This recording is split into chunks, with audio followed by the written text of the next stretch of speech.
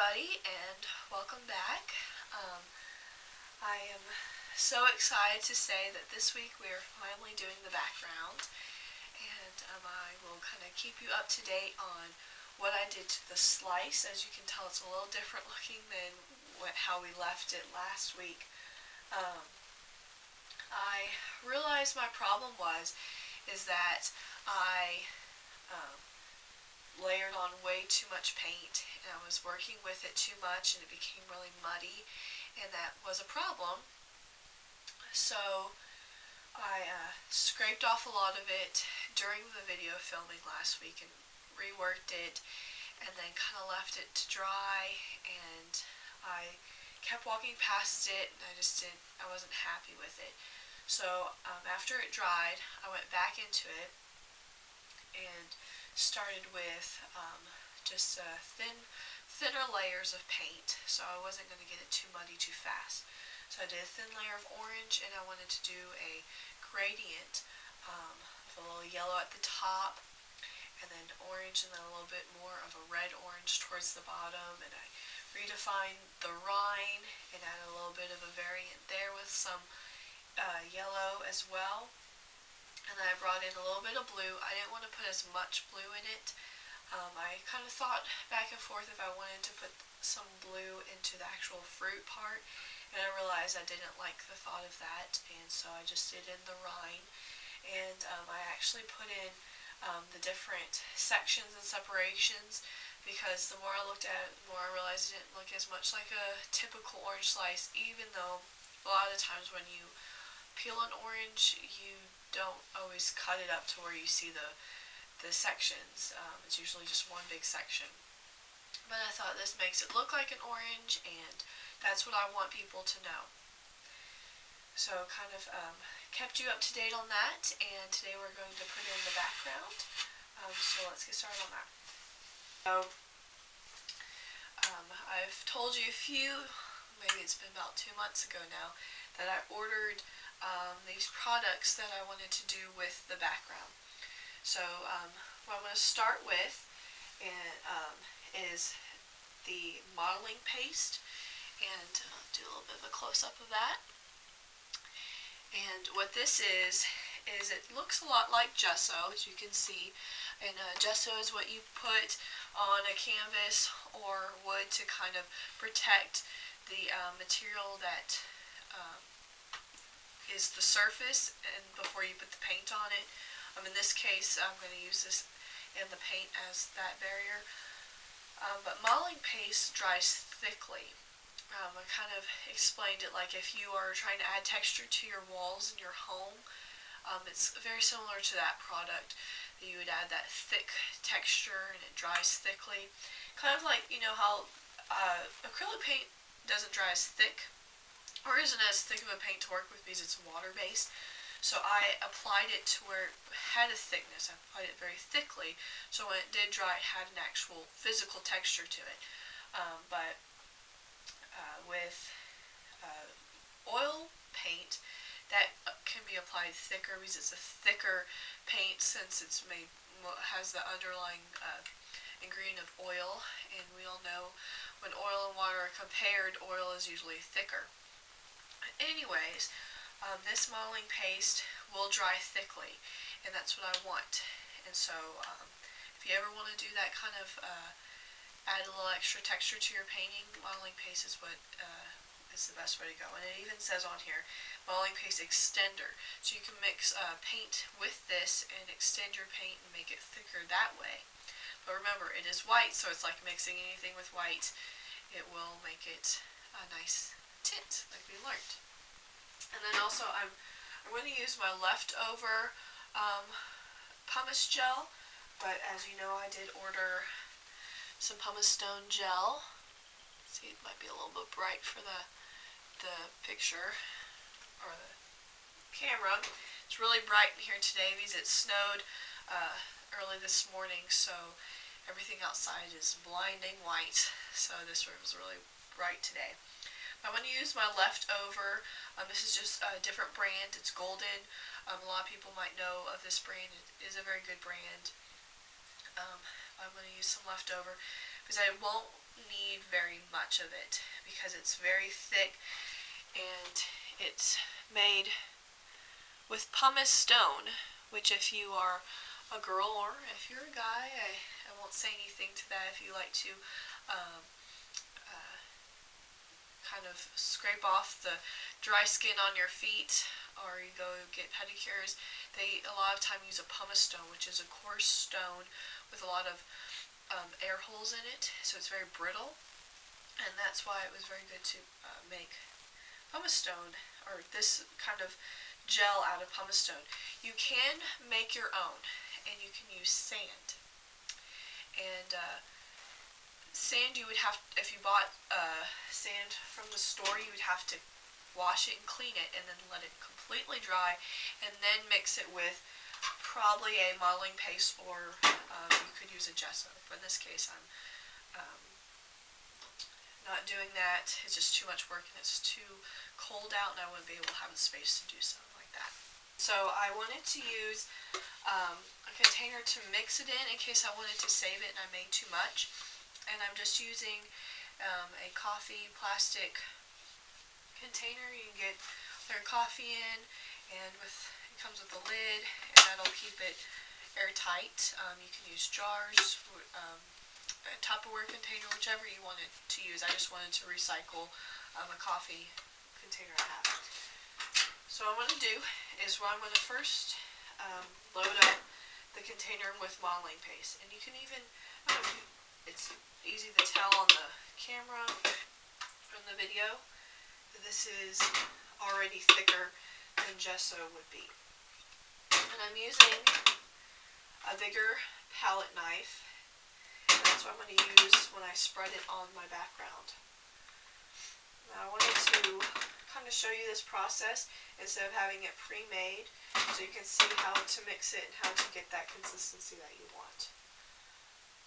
And I got 2 jars of the modeling paste because I knew I'd use a lot. Okay, good. Gotta scrape it off. I don't have any water cup paper towels today because I figured I wouldn't need to use it. If you can hear that, I don't know if you can hear that noise of that sandy pumice stone in there. I'm gonna mix it in. So I'm going to just do a little bit at first and kind of see how I want it to look.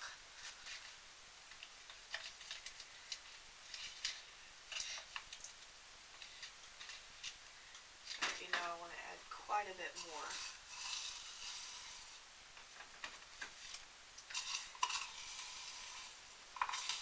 It's a good thing I had some left over. They don't sell you this, well, they do sell, you can buy it in a bigger container if you wanted to use a lot of it. You can just mix pumice stone right to your paint and add kind of that bumpy texture if you'd like. You can really do a lot of fun stuff with pumice stone. I'm just choosing to do this technique. Let's get a good mixture in there. I had a long spatula, kind of like if you were icing a cake. And I don't know where it is. I'll have to dig through my stuff. Sure it's somewhere. If not, I'll just go to the cake decorating section at the store and get some more. Or get another one. I think I'm getting the texture I want. Once I get done mixing, I'll let you see a close-up. I'm getting over a cold, so I'm sorry if my voice sounds a little odd. But you're thinking you're glad you're on that side of the camera. It's that time of year where everybody's getting sick, and I'm doing my best to try not get my little baby sick. So a lot of washing hands and hand sanitizer and all that stuff. Okay, I think I got the texture I want. Let me get it kind of flat on my spatula for you to see what it looks like. I don't know if It's just so bright in here. I don't know if you can kind of see the bumps on it. Well, if not, I'll definitely post some pictures onto my blog. Okay, now let's get started. What I like to do first when I'm doing something like this, usually when I paint, I like to start with the background, and I like to paint all together at once while I'm doing everything and it's working and coming together at once. But in this case, and for video purposes, I've been breaking down my painting. And because this is such a thick, textured material, I didn't want to lay it down first and then go into it, go in and paint my orange and slice over it, because that would have affected the texture of the fruit that I didn't want. So this time I'm doing the background last. After I got those done and in place, I'm going to put this in. If you want to see what I am trying to get out of this painting and what my goal is for how I want it to look, I'm going to my Etsy shop and look at my painting A Constant. That painting, the images are done in oil. So, and I personally made the stretcher for it, which when I say stretcher is the structure that the canvas material, the fabric, is stretched over. So I built that, and I built a frame for it. So that's why it's the price that it is. We'll talk about pricing at the end of this video. But in that painting, I have a white background with a textured look to it, and that's exactly what this is going to look like. And the reason for this, the reason why I like that texture and I came up with that texture, is as a child in the home I grew up in, we had textured walls. And my parents didn't like painting the walls any color but white. I don't know why, but when I moved into my own home, I painted every room a color. Not one room in my house is white. And I actually kind of miss some white walls now that I've had got it out of my system to paint the walls colors. But anyways, the walls were white, and they had these bumps in it, in the paint and on the walls, and I used to pick at it all the time when I was a kid, which my mom would just cringe if she heard me say that now. But I always remember those walls, and I kind of am bringing that back into my paintings and making my paintings background look like those walls. It's kind of like, maybe it's my rebellious self thinking about painting on the walls at my childhood home. And that's what these paintings are. Who knows if that's the subconscious reason I'm doing it, but either way, I like the texture and I like the look. Okay, let's get started. I'm going to actually work closely to the fruit. And I want to kind of work right up to it. And I don't know if you can hear me applying this. It's like moving sand around. It's very similar to that.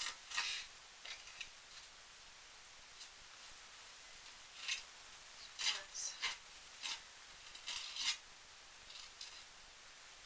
get as close as we can. And that's how I will be working on around the fruit. Speed up, and I will show you how I start working on the background.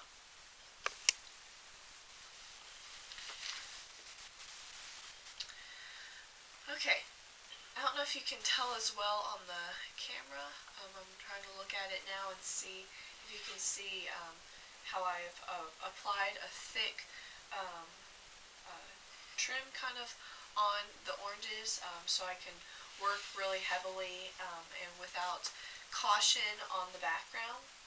I laid it on thickly with my bigger palette knife, and I went back in it with the smaller ones that I was working with when I was doing the oranges, to get in those fine little places, and I wanted to get as close as I could as possible. And I didn't want it to be super clean, because we are kind of creating a texture here, and kind of creating more of a movement and blurry edges. And so I'm going to apply this to the whole background. And since the stuff is so thick, I can really um, lay it on and just move it around real easily. And I want you to know that it's really difficult to put in the background second instead of starting it first and then painting on top of it, because it did take a while to get as close and work around the orange and try not to completely ruin all that work that I put into painting it. So just kind of remember that if you do kind of a technique like this, you have to be very careful when you apply stuff. So I'm going to start laying it on thick, and I get a huge dollop of it in here, and just kind of plop it on there and move it around with my palette knife. And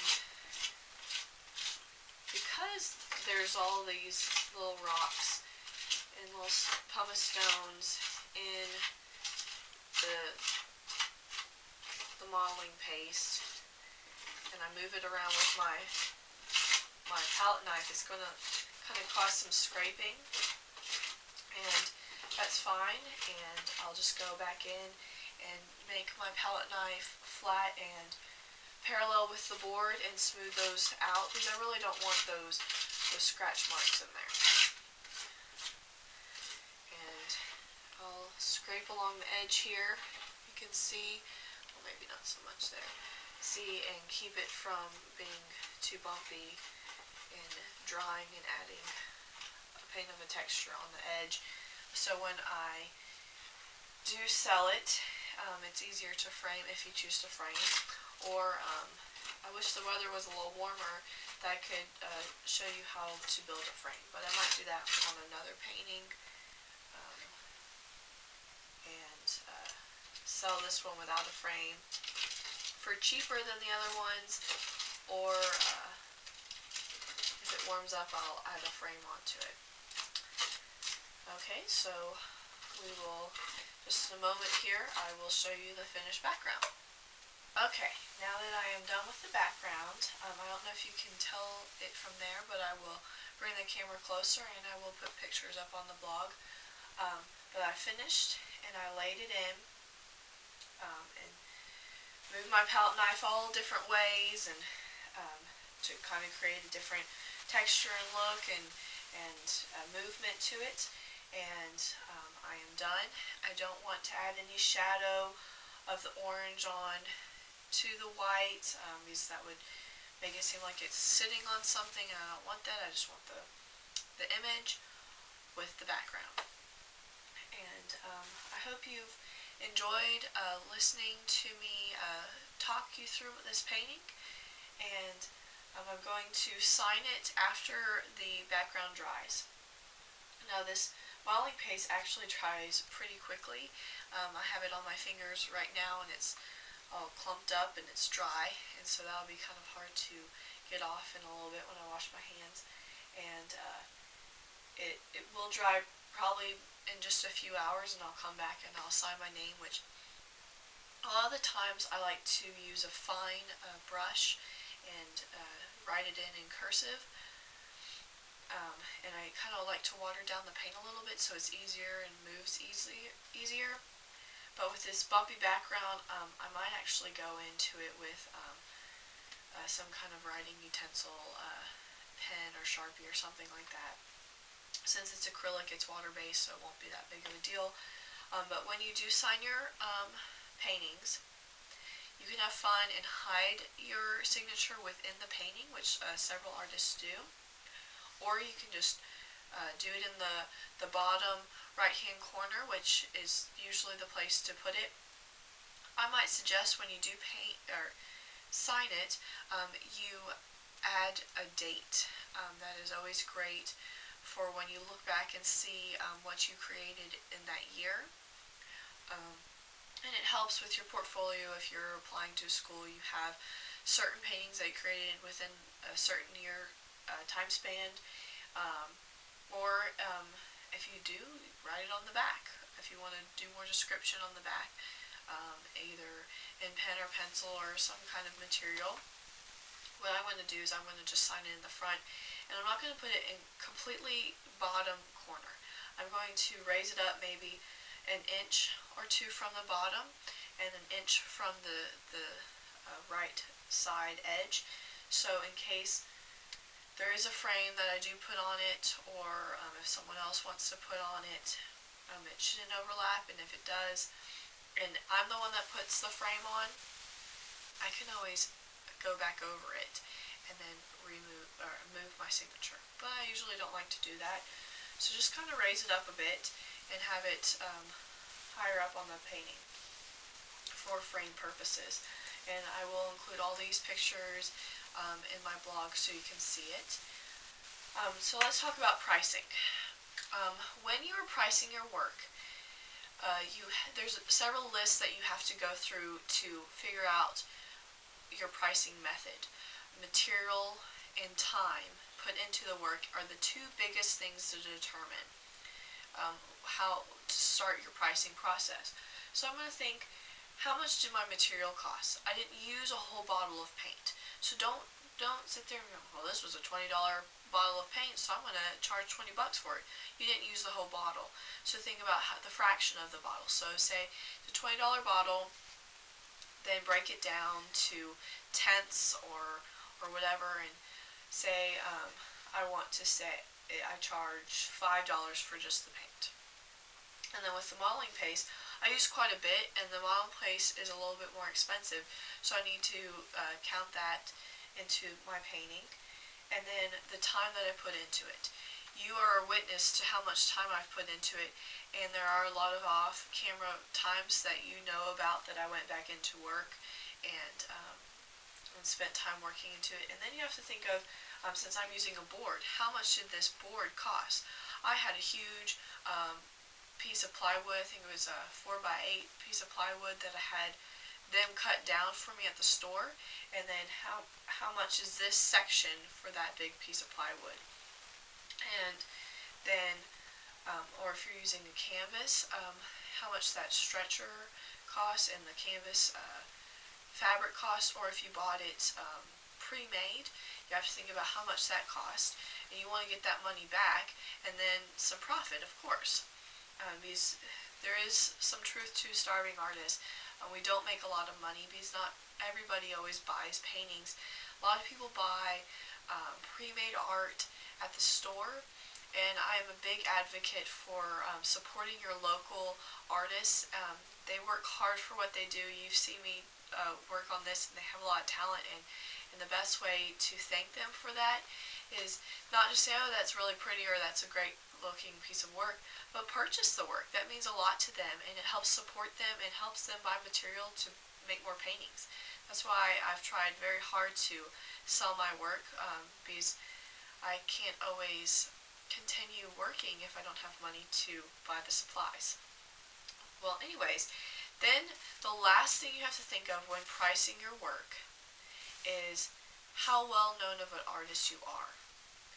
And if you think about it, there was a big auction a few weeks ago of some famous artwork that was being sold, and Vincent van Gogh paintings were going for $27 million, just huge amounts of money. I can't charge that. One, he's passed, he's died. He was huge in the Impressionist movement, and so of course his work's going to cost a lot of money. I'm still alive, I'm still kicking, I'm not that well known. A few of my friends know who I am, maybe a few of the followers that are watching me know who I am, but I do have a degree, and I do have some paintings I've sold under my belt, so I need to take that into consideration. And I want this painting to still be affordable for you, and I can't charge several $1,000s and you not be able to afford it when you've got car payments or house payments and bills to pay, and for a piece of artwork that's a lot of money unless you are very wealthy, and great for you. I'm not going to judge on that, that's wonderful. So what I'm going to charge this painting as is $100. and you'll see that on my Etsy shop, and I'll attach the link in the description and in my blog. I'm going to charge $100, considering the material that I use and that's painted on, and the time that I put into it, and who I am as an artist, and how I would like make a profit on that, so I can continue painting like this. And I do want to make more of the fruit series. If you do enjoy this painting, but you don't like the orange and you want another fruit and you're interested in purchasing this painting, please comment or let me know. Contact me if you know me personally, or comment below in the video or in the blog, and let me know if you want a particular fruit painted for your home, and I will do it. I was thinking my next fruit I'll probably do is a pear. I won't walk you through it like I did for this video, but I will kind of tell you about it throughout my blog. I won't be posting a video in the next few weeks, as I will be traveling here in a little bit, and I will still be posting blogs and giving you information and advice. And my next videos probably won't be of a painting, but of some just fun little activities you can do and some interesting learning things that are great for you to know. So look out for this painting. I will post on my Etsy page. It'll be marked as $100, and if you're interested, please let me know, and I'd love to sell it to you. And I hope you enjoyed this, and if you do want a certain fruit painting, please let me know, and I will paint one for you, and you can have it hanging in your home, and you can have a Brenda Daly original. So I hope this has been influential to you. Sorry, I can't speak very well. My cold is catching up with me. But I hope you really enjoyed yourself, and I hope I'm helping you be the best artist that you can be. And let me give you a close-up to end the video, and have a great week, and stay